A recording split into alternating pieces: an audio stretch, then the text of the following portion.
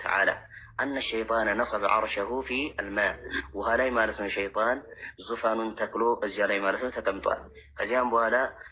የራሱ ሰራዊቶች ያሉት እንደሚታወቀው ዋናው ኢብሊስ የተሰኘው ማለት ነው ዙፋኑን የተከለው ውሃ ላይ ነው እዚያ ላይ ተቀምጦ ሌሎችን የሱ ተከታዮችን ማለት ነው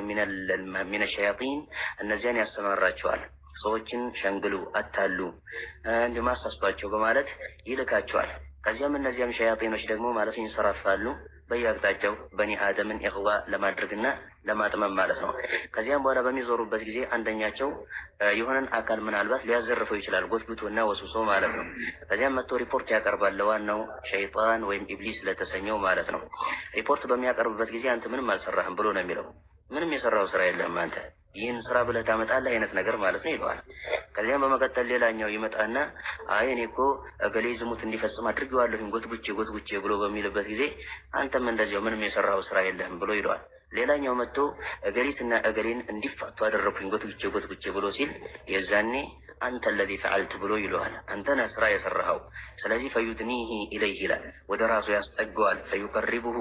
ወደ ራሱ ማለት ነው ያቀርበዋል ከዚያም በኋላ ማዕረግ ይሰጠዋል የተግባባን ይመስለኛል እጅግ በጣም ደረጃ ይኖረዋል ዋናው ሸይጣን ዘንድ ማለት ነው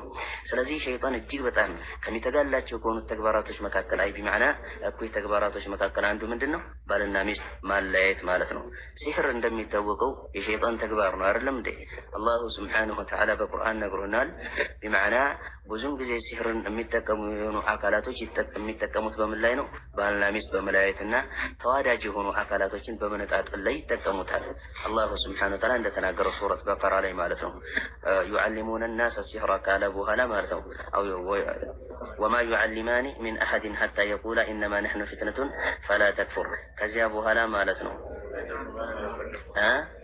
فيتعلمون ما يفرقون به بين المرء وزوجه ብሎ አላሁ ሱብሓነሁ ወተዓላ እንደተናገረው ማለት ነው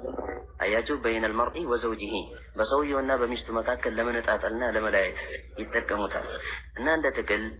መለያየትና መነጣጠል የተሰኘ የሆነ ጉዳይ ተዋዳጅ የሆኑ አካላቶችን ባልና ሚስቶችም ሆኑ ከባልና ሚስት ውጭ ያሉ የሆኑ አካላቶችን ቢሆኑ የሸይጣን ተግባር ነው ሸይጣን የሚወድ የሆነው ተግባር ደግሞ بالعكس ማለት ነው አላሁ ሱብሓነሁ ወተዓላ ይጠላል አይደለም እንዴ ስለዚህ